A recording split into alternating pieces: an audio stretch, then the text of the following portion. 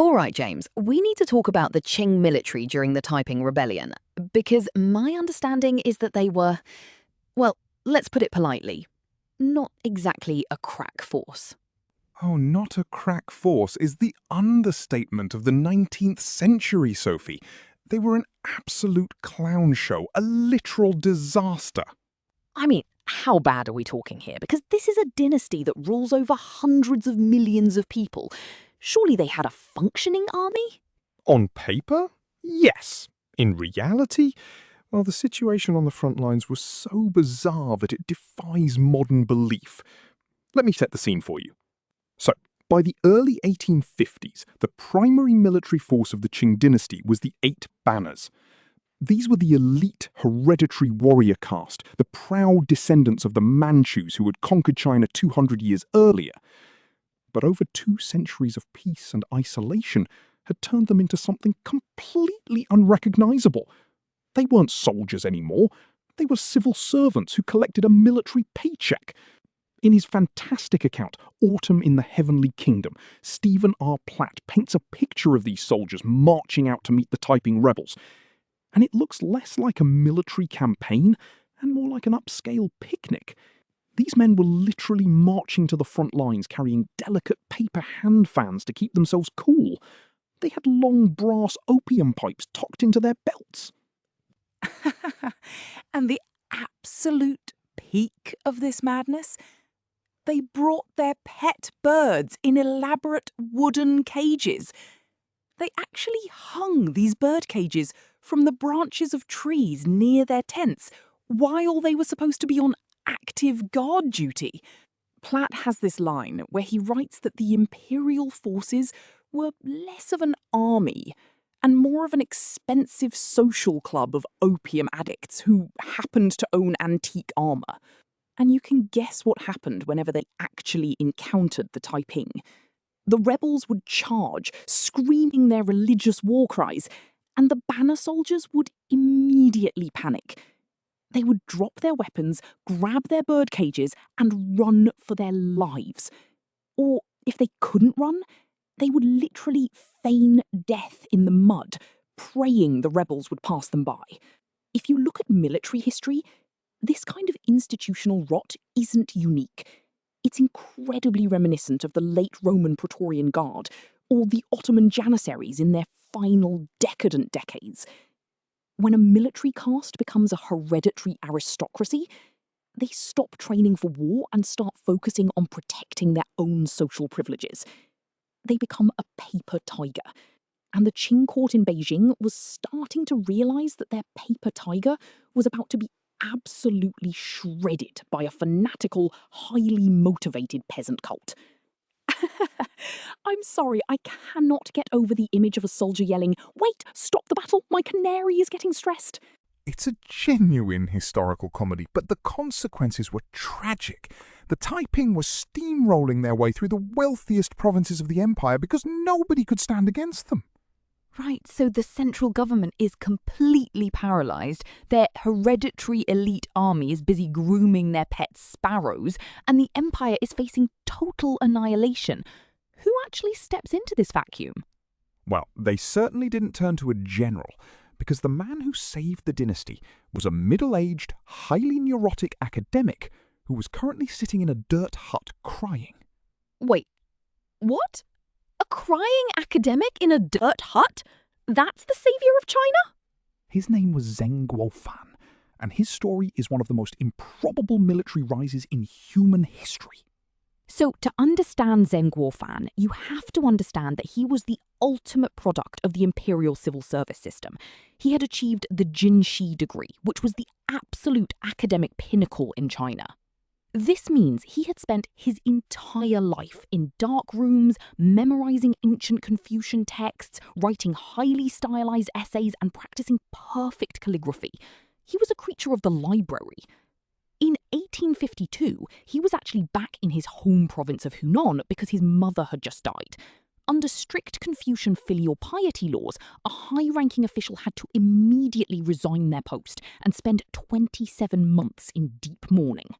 So, while the Taiping are capturing cities and slaughtering imperial garrisons, Zeng is sitting in his family home, wearing rough burlap sacks, eating bland food, and weeping for his deceased mother. In the Taiping Rebellion, Franz Michael notes that Zeng was essentially a man of the library who was suddenly violently forced to become a man of the trenches. Because the emperor in Beijing was so desperate that he sent an urgent imperial decree directly to Zeng's mourning hut. The order was simple. Bypass the rest of your mourning, raise a local volunteer militia in Hunan, and stop the rebels. This is the absolute equivalent of a modern government in the middle of a catastrophic national invasion, bypassing the entire Joint Chiefs of Staff and handing supreme military command to an introverted sociology professor. And Zeng didn't want to do it. He was terrified. He wrote letters to his friends saying he had no military experience, no strategic mind, and that he was deeply uncomfortable violating the mourning period for his mother. He felt that leaving his mother's memory early was a moral stain that would haunt him forever. But the Confucian system also demanded absolute obedience to the emperor. He was caught in a brutal psychological trap. Ultimately, the duty to the living won out over the duty to the dead. He put down his scrolls, wiped away his tears, and set out to build an army from absolute scratch. And what makes him so fascinating is that his personal life was just as strained and agonizing as his public duties. The man was a psychological wreck. Oh, the journals. You told me about his journals before we started. He was incredibly hard on himself, wasn't he? Unbelievably so. He was completely obsessed with self-criticism, almost to a pathological degree. Zeng kept a daily diary written in neat, beautiful calligraphy, but the content of this diary reads like a spiritual flagellation chamber. He was constantly analysing his own perceived moral failures. In his letters and diaries, collected by Jonathan Spence in God's Chinese Son, there is this one famous entry where Zeng goes to a dinner party at a colleague's house. While he's there, he notices a beautiful young woman. And he catches himself looking at her, just looking at her skin, admiring her beauty for a brief moment. He goes back to his study that night and writes pages of absolute self-loathing. He writes, "I am a man of low character. My eyes lingered on her skin, and in doing so I violated the very foundation of cosmic order." He literally believed that his brief moment of physical attraction was a cosmic disturbance that made him unworthy of his ancestors. He was constantly fighting his own human nature. And this internal war wasn't just mental, it was physical. Zeng suffered from a horrific, lifelong skin condition, likely severe eczema or psoriasis. His skin was so damaged and scaly that contemporary sources describe him as looking like a fish. He would spend his sleepless nights scratching himself raw, surrounded by piles of his own shed skin, while trying to draft military blueprints by candlelight.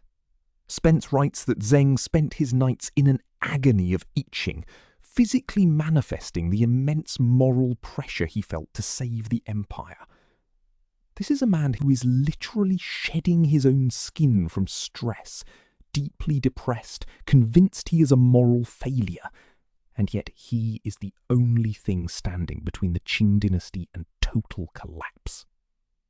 It's so similar to the spiritual diaries of the American Puritans, or even Marcus Aurelius's Meditations, that constant, exhausting self-policing that either creates a saint or drives a person completely insane. And in Zeng's case, it gave him this cold, absolute iron discipline that he would eventually project outward onto his new army. Honestly, James, that diary entry about the dinner party is so relatable. It's the 19th century equivalent of feeling intense moral guilt because you spent 3 hours scrolling through TikTok when you should have been doing your taxes. Exactly.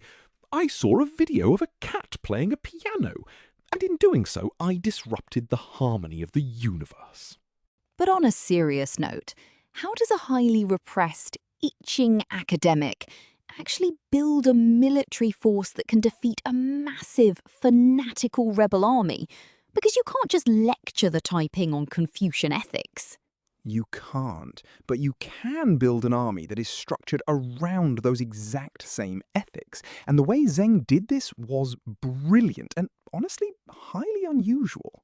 Right, so Zeng realised that the imperial armies failed because they had no personal connection to the state they were fighting for. The soldiers didn't care about the emperor in Beijing. So he decided to build the Shang, or Hunan army, on a completely different model: strict local kinship networks. He went to the rural villages of Hunan, completely avoiding the city dwellers who he thought were corrupt and soft. He only recruited highly moral, conservative Confucian scholars as his officers. These were men who had studied for the exams, just like him. They understood duty, hierarchy, and tradition. And then he had those scholar officers go into their own home villages and personally recruit their own neighbours, cousins, and brothers to serve under them. In The Nian Rebellion and Their Guerrilla Warfare, Teng Suyu describes this system beautifully. He writes that in the Hunan army, men did not fight for the emperor. They fought for their uncle, their brother, and their schoolmaster. This is a radical departure from standard military doctrine. If a soldier's officer was killed in battle, that entire unit was completely disbanded. They didn't merge them with another unit, because the loyalty was entirely personal. If the schoolmaster who recruited you died, your bond to the army was broken, and you went home to your village. It's almost identical to the ancient Scottish clan system, or the Roman clientela, where soldiers fought for their local patron rather than some abstract concept of the state. It made the Hunan army incredibly tight-knit and fiercely loyal. If you ran away from the battlefield, you weren't just letting down some general. You were abandoning your cousin, and everyone in your home village would know you were a coward. Zeng took the ancient Confucian concept of the family as the basic building block of society and literally turned it into a weapon of war. It's an incredibly powerful system, but it also introduces a massive problem. If you build an army where the soldiers are loyal only to their local officers, and those officers are loyal only to you, then you haven't actually built an imperial army. You've built a private army. You've basically invented modern Chinese warlordism. exactly. You have just created the prototype for the regional warlords who would tear China apart in the early 20th century.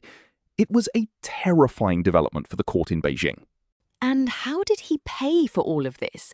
Because an army of peasant cousins still needs to eat, and they definitely need gunpowder. Well, that is where Zeng's administrative genius really shines. He realized he couldn't rely on the corrupt Central Ministry of Revenue, so he did something completely unauthorized. He implemented a self-imposed transit tax on local trade throughout the regions he controlled. It was called the Li Jin.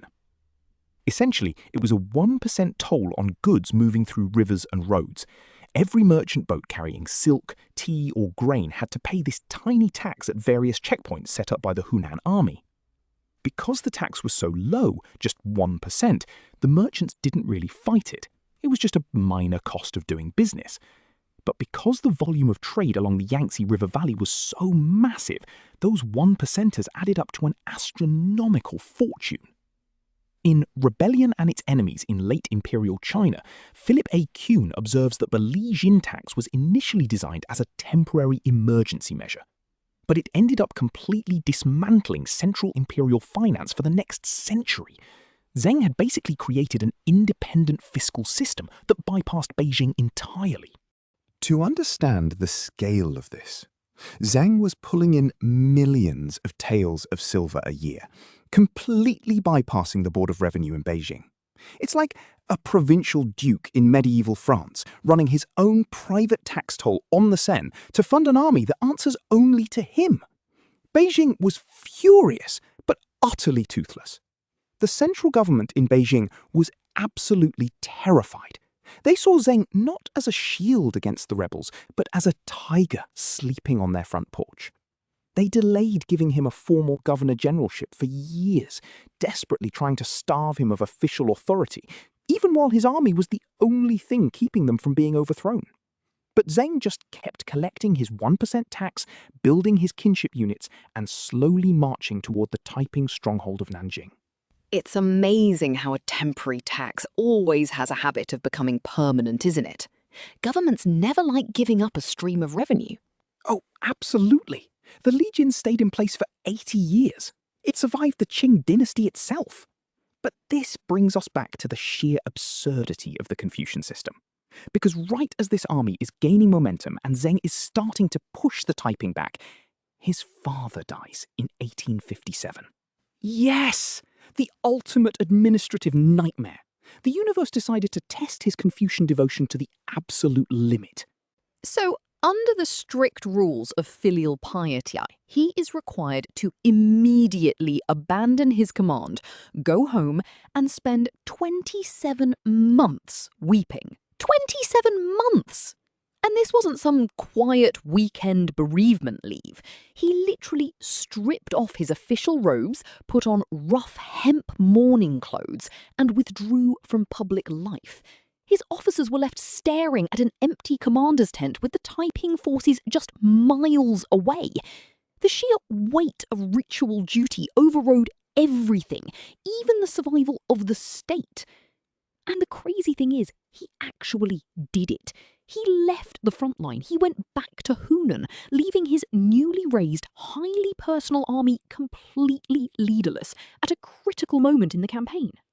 While he was gone, his sister, Zeng Guofan, was actually the one holding the family estate together. In What Remains, Toby Meyerfong points out that while Zeng was drawing strategic maps on the battlefield, his sister was managing the local grain prices and family balance sheets that made those campaigns possible. But why were these scholars so deeply, pathologically committed to these rituals? Why would a man abandon an empire for a funeral? To understand that, you have to understand the sheer soul-crushing pressure of the imperial exam system that these men had survived. This wasn't just a test, it was a decades-long psychological trauma that bonded these elite Han scholars together. Thousands of men would travel to the provincial capitals and be locked inside tiny wooden cubicles for 3 days and 3 nights. These cubicles were barely big enough to sit in. You had to bring your own food, your own writing ink, and your own chamber pot. Men routinely died of exhaustion or heat stroke inside those boxes. There was this widespread belief that the ghosts of women you had wronged in your life would physically manifest inside the cubicle to ruin your calligraphy and drive you mad. If you survived that and passed, you were part of an elite brotherhood that had been psychologically broken and rebuilt by the state. You believed with absolute religious fervour that ritual and order were the only things keeping humanity from falling into primal chaos. So when Hong Xiuquan, who had failed those exams 4 times and suffered a total mental breakdown, started his Taiping rebellion, he didn't just attack the state. He attacked the exams. He burned the Confucian academies. He destroyed ancestral temples. To scholars like Zeng, this was an existential nightmare. The Taiping were trying to erase their entire civilization, their ancestors, their very sanity. That's why Zeng's father's death was so crucial. If Zeng didn't mourn, he was no better than the rebels. Eventually, the emperor had to issue a special, desperate imperial decree forcing Zeng back to the front lines, essentially ordering him to put his country before his father. It really shows how this civil war was, at its heart, a war between 2 different psychological reactions to the same academic trauma. You have Hong, who cracked under the pressure and tried to burn the world down, and Zeng, who was so repressed by the system that he would rather let the world burn than violate a mourning ritual. It's a clash of 2 broken minds. But once Zeng is forced back to the front, he realises that the time for polite academic warfare is over. He needs a strategy to systematically crush the Taiping. And his solution is absolutely terrifying in its slow, geometric cruelty.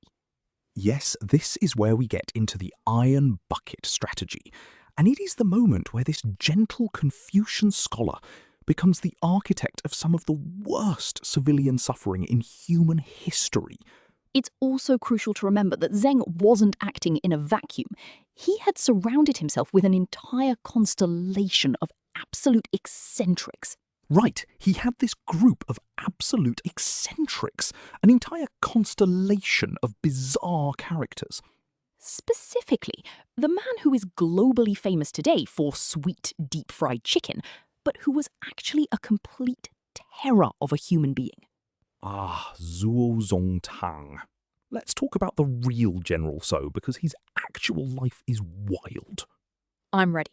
Tell me how an academic failure became a culinary legend. So his real name is Zhu Zongtang. And if you want to understand him, you have to understand that he had a massive, burning, lifelong, chips on both shoulders grudge. Much like Hong Xiuquan, the Taiping leader, Zhu failed the provincial imperial exams. Not once, not twice, but 3 times.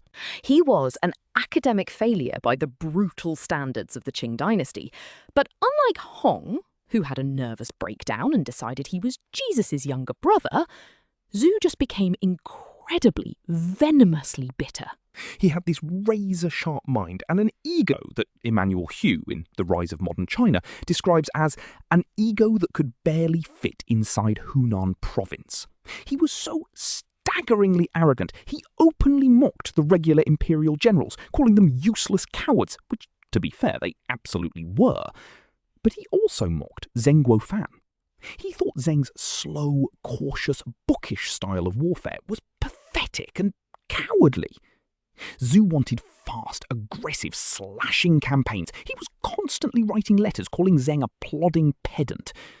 And the only reason Zhu wasn't executed for insubordination was that Zeng recognized his logistical genius and repeatedly saved his neck from the imperial court. Of course, we can't talk about Zhu Zongtang without confronting the massive, deep-fried elephant in the cardboard takeaway container. How does this bitter, brilliant, hyper-aggressive military commander end up as General So's chicken? It is one of the ultimate ironies of culinary history. The actual dish didn't exist in 19th century Hunan. It was invented in Taiwan in the 1950s by a chef named Peng Chang Kui, who was from Hunan. He named it after Zhu, because Zhu was a local Hunan hero, but he heavily modified the recipe later in New York to make it sweet and fried for American palates. The real Zhu Zongtang hated sweet food. He was a sour, salty, intensely practical soldier who lived on simple Hunan rations.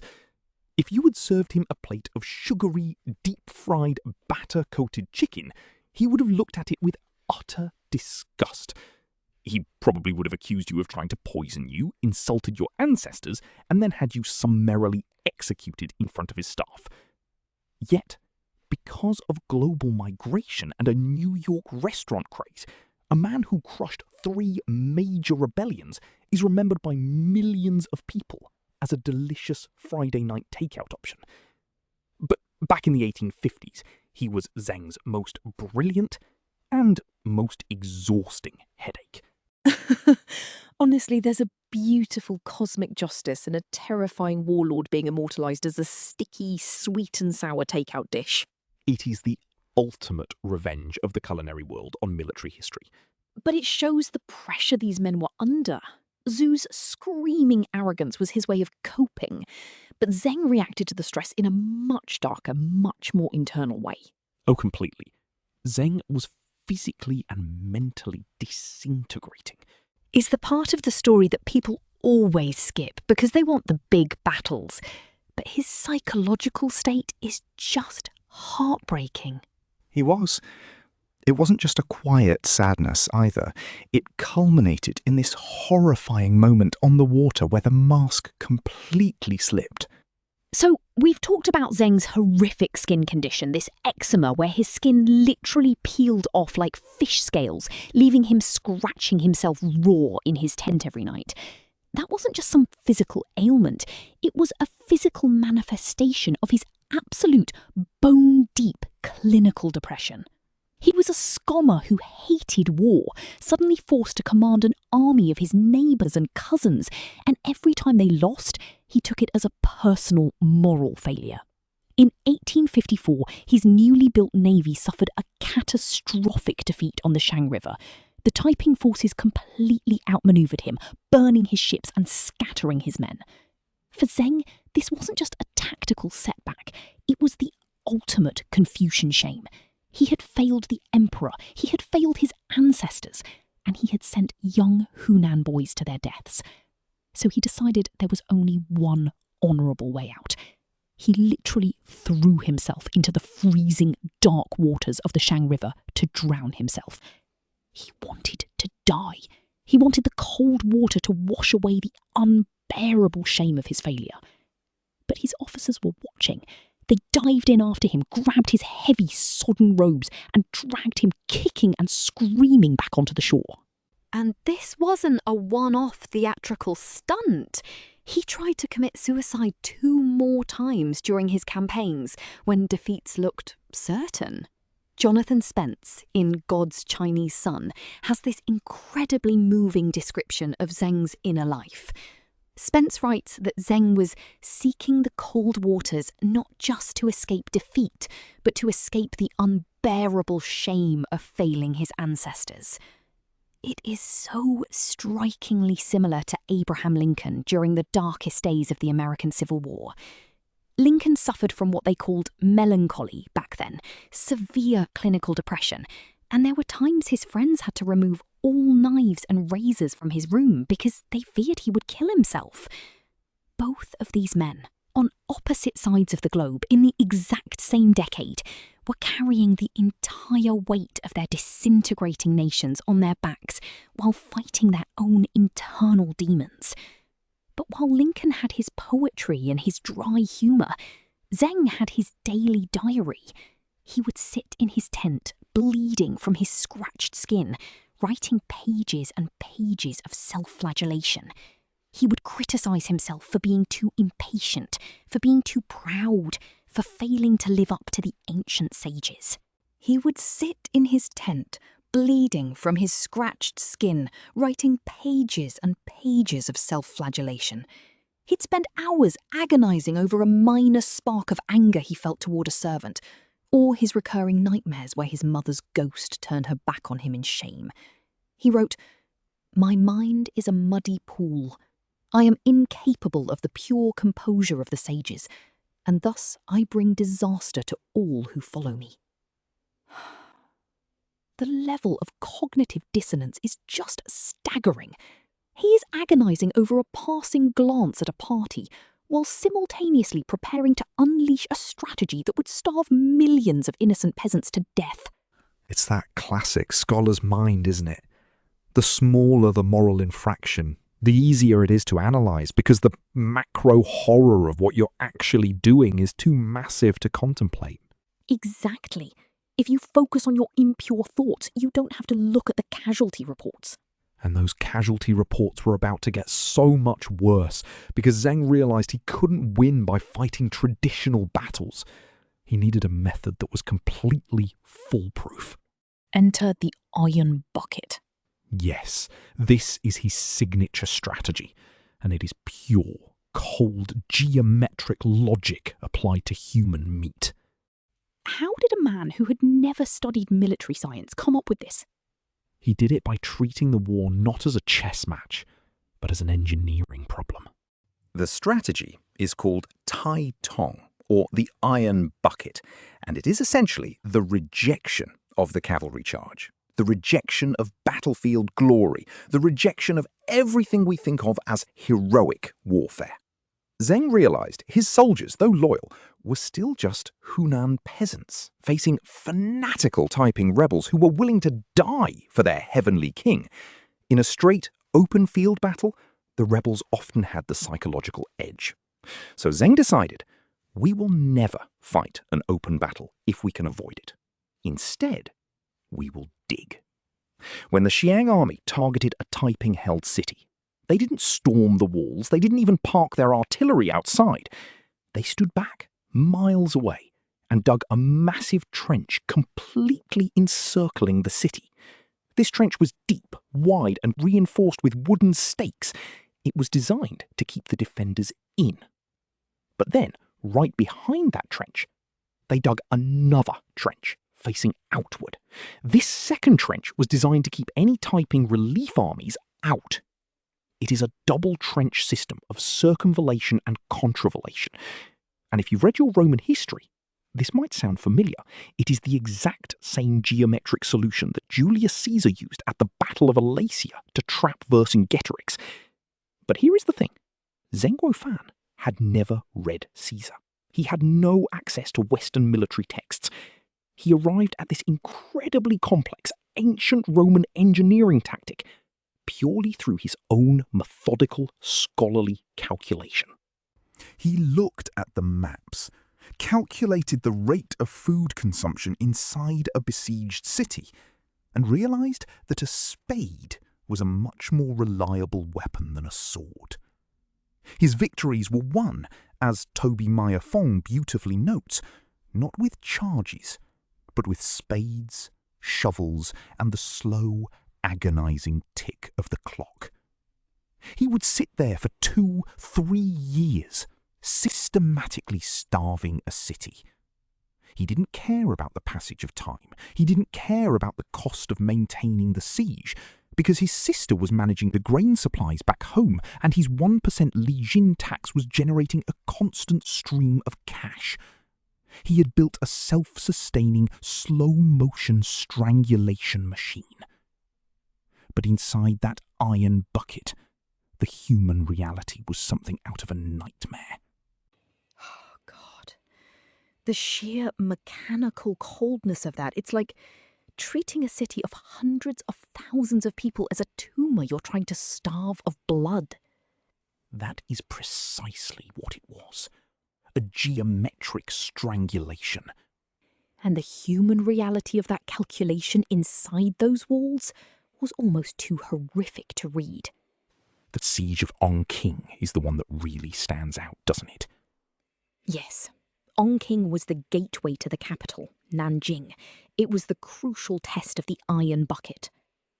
And what happened inside those walls is the absolute lowest point of this entire war. So Qing is besieged by Zeng's forces for over a year. No food can get in, no civilians can get out. By the winter of 1860, the city has completely run out of rats, dogs, leather belts, and weeds. And this is where the ultimate taboo becomes a commercial transaction. Jonathan Spence in God's Chinese Son describes this with devastating clarity. Human flesh began to be sold openly in the city markets by the pound. They literally called it human mutton. Think about that. You are walking into a market and there are brass scales and you are weighing out the flesh of your neighbours just to keep your children alive for another day. And the prices were recorded. It was cheaper than real pork or beef because there was so much of it. It is the absolute collapse of any semblance of human dignity happening under the shadow of a blockade designed by a man who was obsessed with Confucian moral order. And the violence on the outside of the walls was just as savage. The Taiping defenders knew what would happen if they lost, so they fought with this feral, suicidal desperation. When they captured Zeng's officers, they didn't just execute them. In Autumn in the Heavenly Kingdom, Stephen Platt writes that the Taiping would skin these officers alive and hang their wet, dripping skins from the city walls. They wanted the Hunan soldiers in the trenches to see their commanders turned into banners of meat. And it worked, but not in the way the Taiping hoped. It didn't break their morale, it drove the Hunan army into a state of retaliatory madness. It stripped away whatever discipline Zhang had spent years building.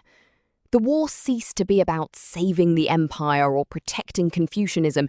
It became an engine of pure, raw, ancestral vengeance.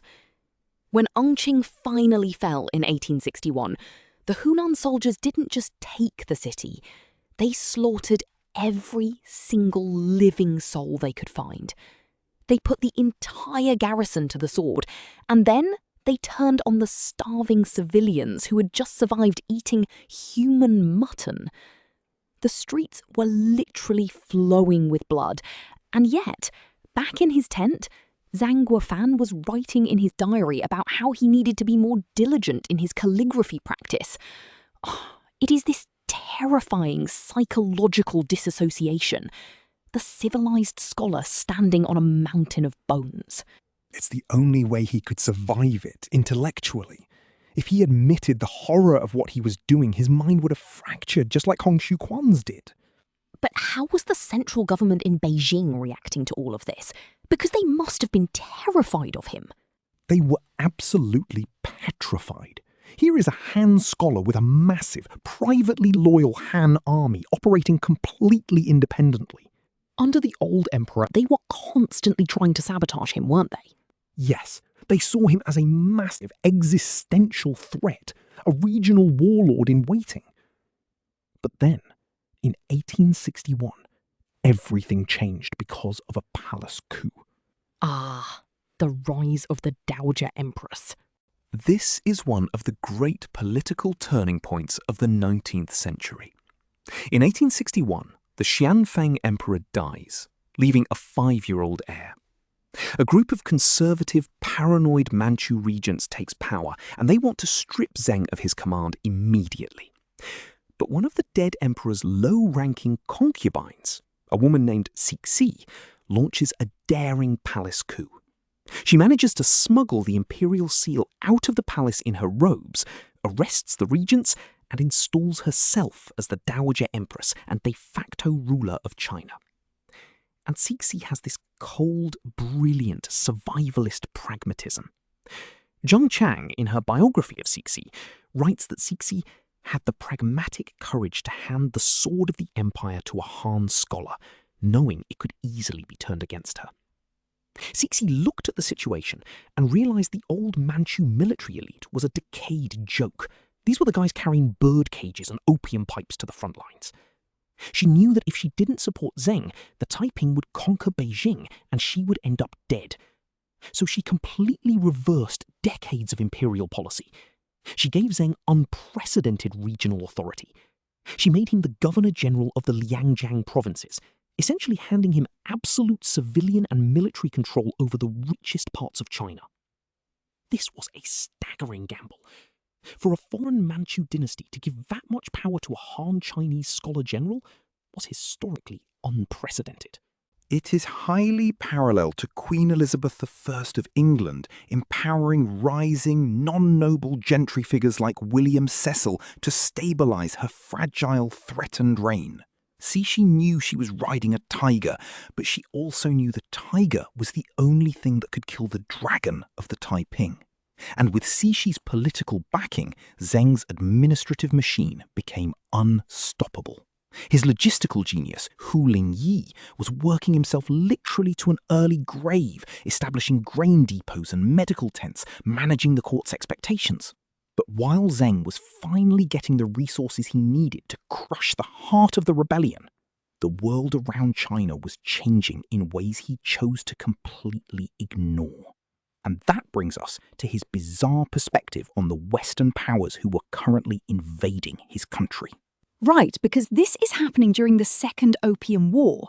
The British and French are literally marching on Beijing and burning down the Summer Palace, while Zeng is fighting the Taiping.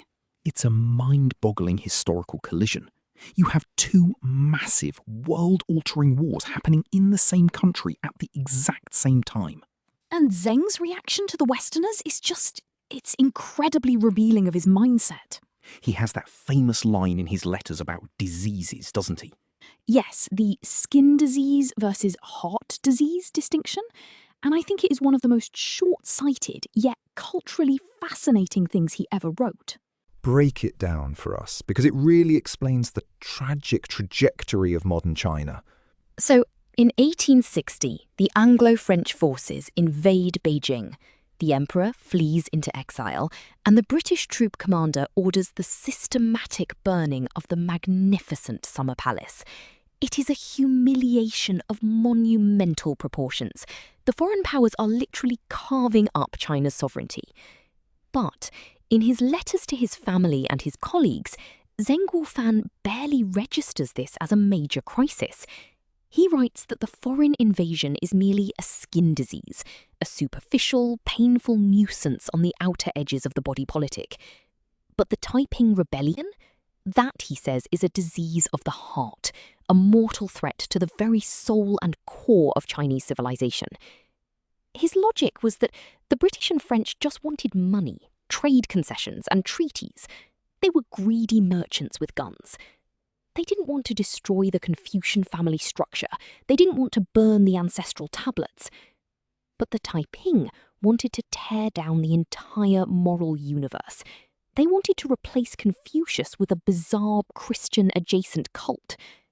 In The Last Stand of Chinese Conservatism, Mary Claubau-Wright argues that for scholars like Zeng, the British wanted money. The Taiping wanted the soul. And while that sounds incredibly noble and culturally protective, I think it was a catastrophic, devastating miscalculation.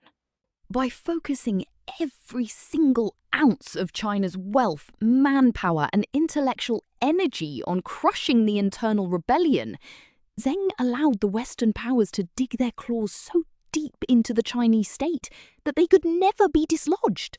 He spent 12 years destroying his own country's economic heartland, the Yangtze Valley, to save a dying, corrupt dynasty from an ideological competitor. It's like a man who is so busy fighting his brother in the living room over how to arrange the family furniture that he doesn't notice the landlord is outside boarding up the windows and preparing to bulldoze the entire house. If he had taken that massive, modernized Han army and turned it against the foreign imperialists, or used it to overthrow the corrupt Manchus and modernize China 50 years earlier, the entire history of the 20th century might have been different. But he couldn't see it.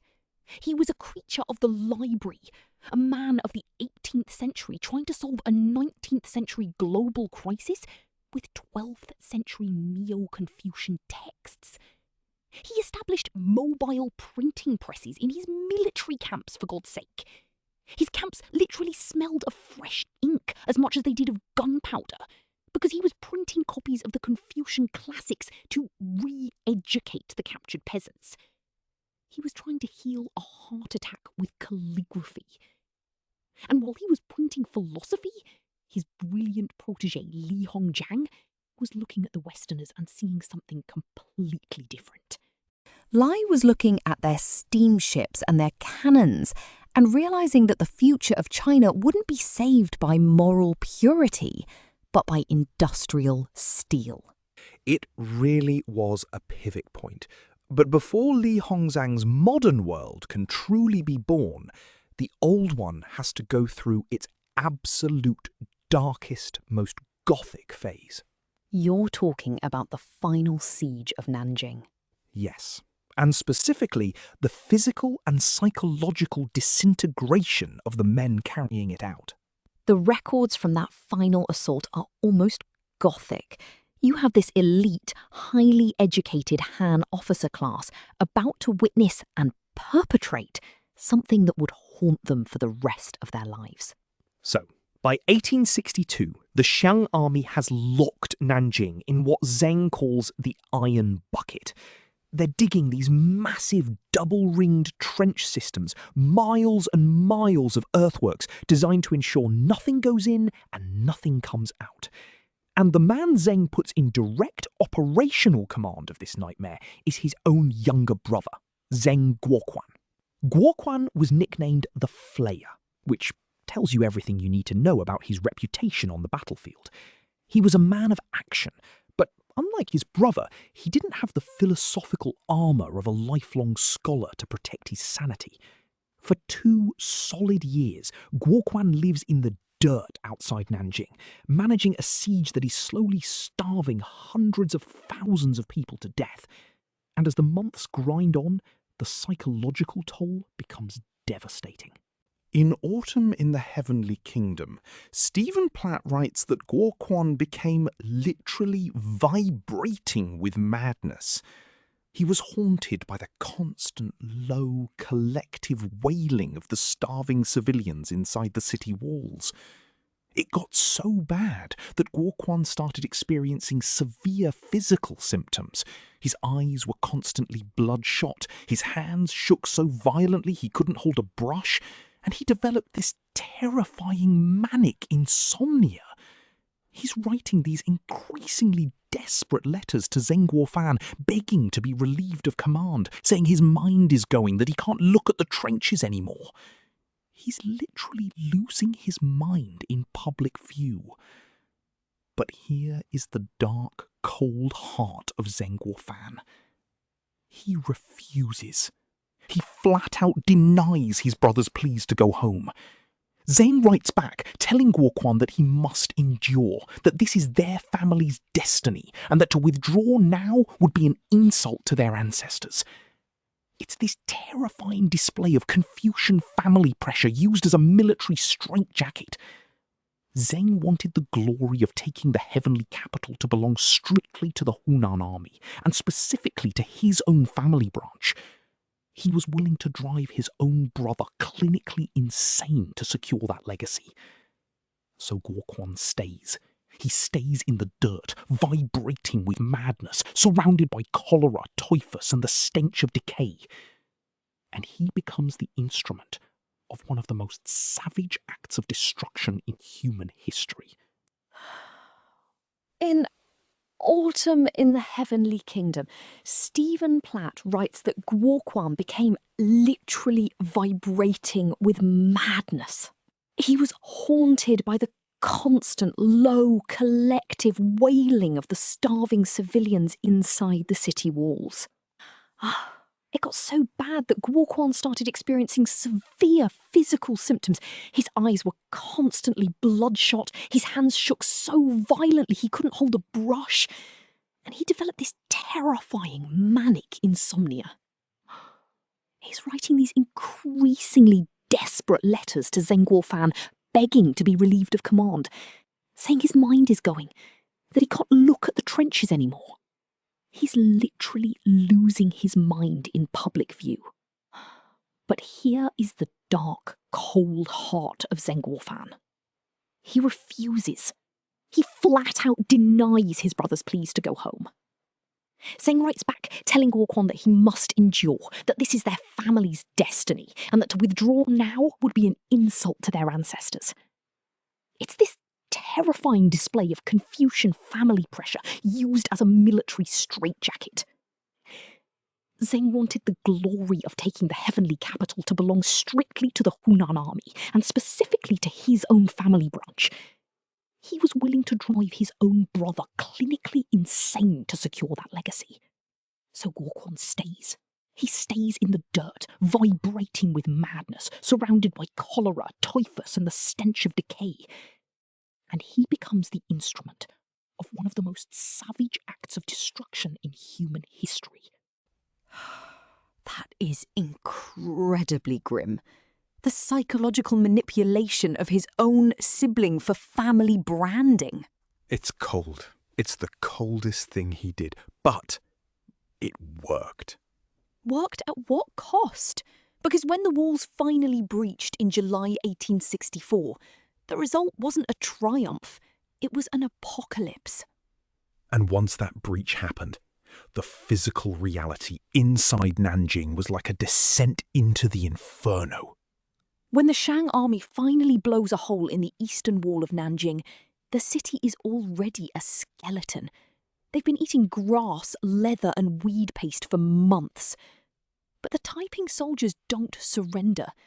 This is what we have to understand about the sheer, terrifying power of Hong Xiuquan's ideology. Even with their prophet dead, Hong had died weeks earlier from illness and eating heavenly manna, which was basically weeds and poisonous moss. They fight for every single house. And what follows is 3 days of pure, unrestrained slaughter. Zeng's soldiers, who have been rotting in those trenches for 2 years, are unleashed like a pack of starving wolves. They systematically burn, loot, and murder their way through the capital. And remember those lazy imperial soldiers from the start of the war? The ones carrying bird cages and opium pipes to the battlefield? The military has been transformed. It's now this hyper-violent, gold-glutted private machine that doesn't answer to the emperor. They are killing everyone they see. Men, women, children. And the Taiping respond with mass ritual suicide. Entire families gather in their homes, pile up their furniture, and set it on fire, jumping into the flames rather than falling into the hands of the Hunan troops.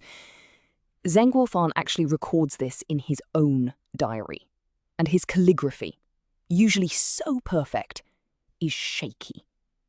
He writes that not a single person surrendered, and that mothers were throwing their infants into the fires before leaping in themselves. Over 3 days, more than 100,000 people are killed in Nanjing.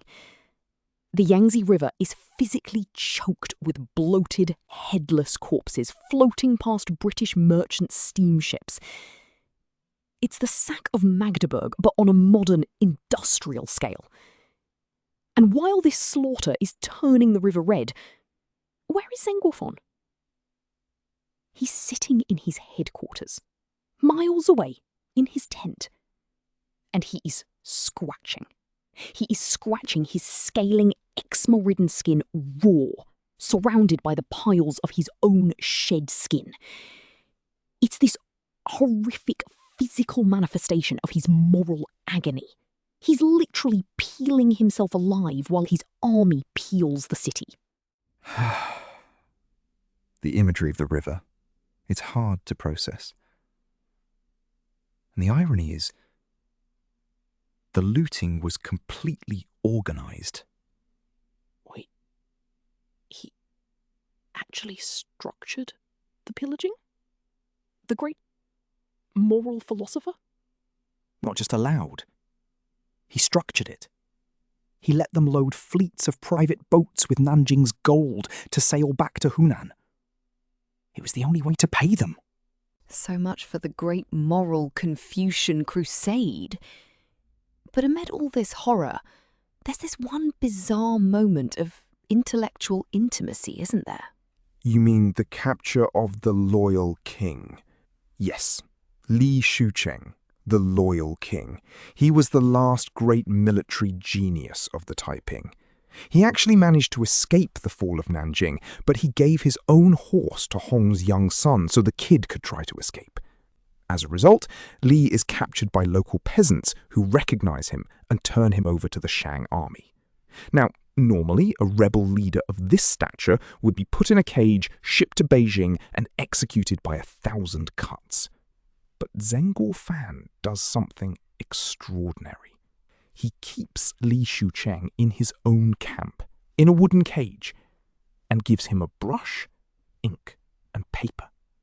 And for 9 days, while the ruins of Nanjing are still smoking, the top rebel general and the top imperial scholar engage in this silent literary dialogue. Li Shucheng writes his confession. It's not a grovelling plea for mercy. It's a 70,000 character autobiography. He writes about the strategy, the mistakes, the madness of Hong Xiuquan and his own military campaigns. He's writing under the shadow of the blade, knowing every page he finishes brings him closer to death. And Zeng sits in his tent, reading these pages as they're brought to him, correcting the grammar in the margins. It's the ultimate scholar's encounter. So much for the great moral Confucian crusade. Even at the end of a war that killed 20 million people, they are still two Chinese intellectuals, bound by the classical language. In The Confession of the Rebel King, Zeng writes that it is The testament of a brilliant enemy, written with a hand that does not shake. He genuinely admired him. He saw in Li Xiucheng a mirror of his own tragedy, a brilliant man trapped in a broken system. But the Confucian order demands justice. So on the 9th day, when the manuscript is complete, Zeng orders Li Xiucheng to be executed. He doesn't send him to Beijing to be tortured by the court. He has him decapitated quickly in the camp, out of respect. And then Zeng takes the manuscript, heavily edits it to protect his own political reputation, and publishes it. It's this mixture of deep, scholarly respect and ruthless, cold-blooded pragmatism. The scholar-bureaucrat wins, but he has to execute the only man who truly understood what the war had cost. He edited his enemy's final words. Even in death, he had to control the narrative. Well, the narrative was the only thing he had left. The empire he saved was already changing under his feet. Right, because the men who actually won the latter half of this war weren't the ones writing essays. The balance of power had shifted completely. He knew it too. Think about the generational shift that happens right here.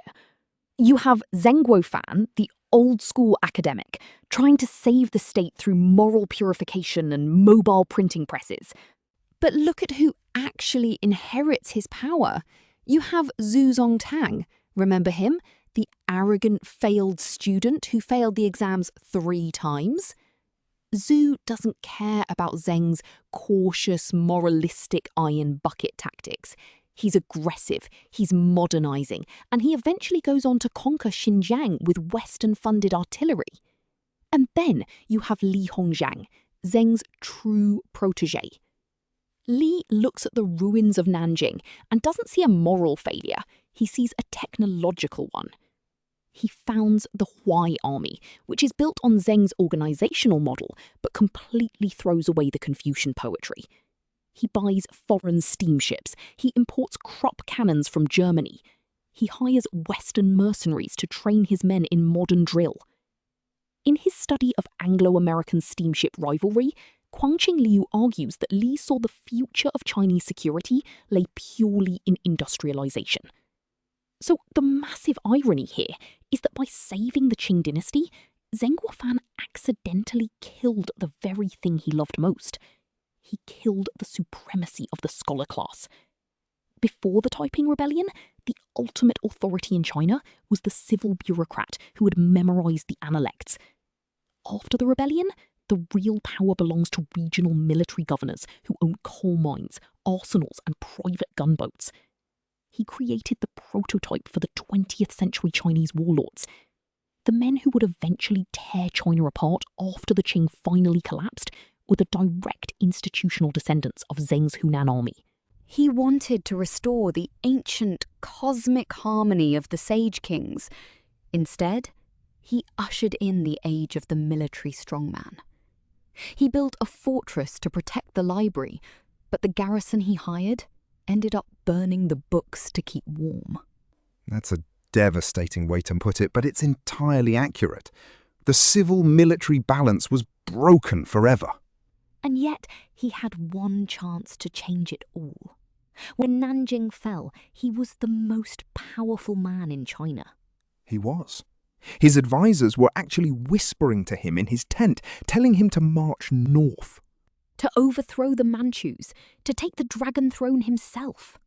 And this is the moment where Zeng Guofan becomes a truly tragic, almost mythological figure. He has over 300,000 veteran soldiers who are fanatically loyal to him, not to the emperor in Beijing.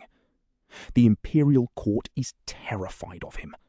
The young Tongji Emperor and Dowager Empress Cixi are holding their breath. They're waiting for him to make his move, knowing they have absolutely no military cards left to play if he decides to turn those bayonets toward Beijing. If Zeng had marched north, he almost certainly could have overthrown the foreign Manchu dynasty 50 years before the 1911 revolution. He could have established a modernized, Han-led empire. But instead, he does the one thing that baffles modern political realists. he immediately disbands his beloved Shang army. He literally writes to Beijing, resigns his military commands, and starts sending his veterans home to their farms. He systematically dismantles the finest military machine in Asia. Why? Because to Zeng Guofan, the ultimate sin was not failure. It was rebellion. He had spent 12 years fighting a man who claimed to be the brother of Jesus, a man who had ripped China apart in the name of a private vision. If Zeng used his own private army to seize the throne, he would be no different than Hong Xiquan. He would be just another rebel, another destroyer of cosmic order. In The Opium War Through Chinese Eyes, Arthur Waley writes that Zeng was too much of a scholar to ever be a Caesar. He preferred the quiet, clean approval of the history books to the blood-stained glare of the Dragon Throne. He chose moral integrity over political power. It's this sublime, heartbreaking act of self-sacrifice that mirrors George Washington resigning his commission. He saved a dynasty he knew was corrupt and dying because his philosophy told him that a bad father is still a father. He returned to his library, to his calligraphy, and to his scratching. He let the old empire rot in peace because to him, a peaceful rot was better than a violent rebirth. But was it? That's the question that really haunts this entire story, isn't it? It is. It's the ultimate what-if of 19th century history. Because by choosing to be the loyal servant of a dying dynasty, he guaranteed that China's transition to the modern world would be as bloody and protracted as possible. If he had overthrown the Manchus, modernized the country under Han leadership 50 years earlier, maybe you don't get the century of humiliation. Maybe you don't get the complete collapse of civil society. But then he wouldn't be Zeng Guofan. He would have had to tear out his own soul to do it. I suppose that's the tragedy. The very virtues that made him capable of saving the empire, his absolute fanatical devotion to order, duty, and moral purity, were the exact reasons he couldn't build a new one. Exactly. He saved the library, but the language it was written in was already dying. So, what are we left with? Two men, both broken in their own ways, completely reshaping a civilization. One with a private vision that killed 20 million, the other with a private guilt that built an army to stop it. And in the end, the world they made was one neither of them would have recognized. A world of steamships, steel, and regional warlords. Well, next time I get a minor eczema flare-up, I'm going to tell myself I'm just planning a 19th century siege. It might make me feel more productive. Please don't start raising local militias in your flat. I don't think your landlord would approve. No, the Legion transit tax on the hallway might be a bit much. 1% on all coffee brought to the kitchen. And with that, we'll leave Zeng Guofan scratching in his tent and the ruins of Nanjing smoking behind us. Thanks for listening to Past Tense. We'll see you next week.